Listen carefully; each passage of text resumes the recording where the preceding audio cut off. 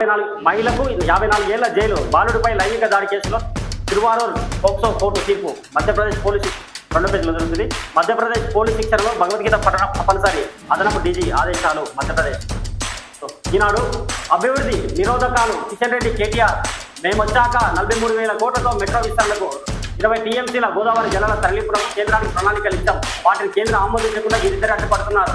కిషన్ రెడ్డి పూర్తిగా భారతకు మద్దతు ఇస్తున్నారు, అడ్డుపడుతున్నారు. అంతర్జాతీయ విమానాశ్రయం, metro, knowledge centre, IT, pharma రంగాల అభివృద్ధి మా హయాంలో కాదా?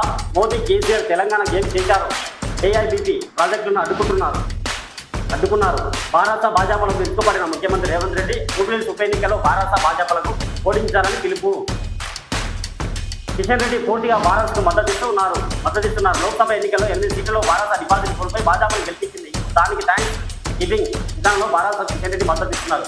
ఆగంటి గోపీనాథ్ మరణాన్ని మేము రాజకీయంగా వివాదం చేయదలుచుకోలేదు. దీనిపై గోపీనాథ్ తల్లి మాట్లాడడాన్ని టీవీలో చూశాను. ఈ విషయంపై బండి సంజయ్ పోలీసులకు ఫిర్యాదు చేస్తే ప్రభుత్వం విచారణ జరిపిస్తుంది.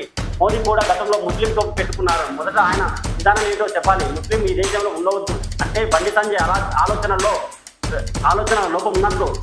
సర్వమత సమ్మేళనమే మా ప్రభుత్వ విధానం.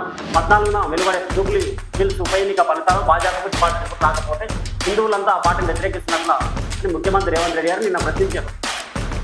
సో కేంద్రానికి 43,000 కోట్లతో మెట్రో విస్తరణ ప్రతిపాదనలను ఇస్తే కిషన్ రెడ్డి, కేటీఆర్ అడ్డుకున్నారు. రీజనల్ రింగ్ రోడ్ 20 టీఎంసీల గోదావరి జలాల తరలింపు ప్రాజెక్టుకు సైతం అడ్డుపడుతున్నారు. వీరిద్దరి సమన్వయం ప్రాజెక్టును ఆపడానిక తెలంగాణపై ఎందుకింత కక్ష? వారిద్దరూ అభివృద్ధి నిరోధకులు అని సీఎం రేవంత్ రెడ్డి ధ్వజమెత్తారు. ఉప ఎన్నిక నేపథ్యంలో జూబ్లీహిల్స్లోని తన కార్యాలయంలో మంత్రులు పొన్నం ప్రభాకర్, అల్లూరి లక్ష్మణ్ కుమార్, మహమ్మద్ అజారుద్దీన్, ఎంపీ అనిల్ కుమార్ యాదవ్లతో కలిసి ముఖ్యమంత్రి రేవంత్ రెడ్డి శుక్రవారం విలేకరుల సమావేశంలో మాట్లాడారు. 2014 వరకు 10 రాష్ట్రంలో కేంద్రంలో కాంగ్రెస్ ప్రభుత్వం అధికారంలో ఉంది.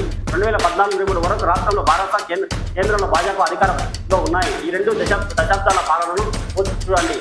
హైదరాబాద్ సహా తెలంగాణ అభివృద్ధి ఎవరి హయాంలో జరిగిందో మీకే అర్థమవుతుంది. హైదరాబాద్లో అంతర్జాతీయ విమానాశ్రయం, metro rail, knowledge centres, IT, pharma పరిశ్రమల వృద్ధి, ఇలా అన్ని రంగాల అభివృద్ధికి బీజం వేసింది కాంగ్రెస్ రాష్ట్ర ప్రజలకు. మోదీ, కేసీఆర్, కిషన్ రెడ్డి, కేటీఆర్ ఏమైనా చేశారా? రాష్ట్రానికి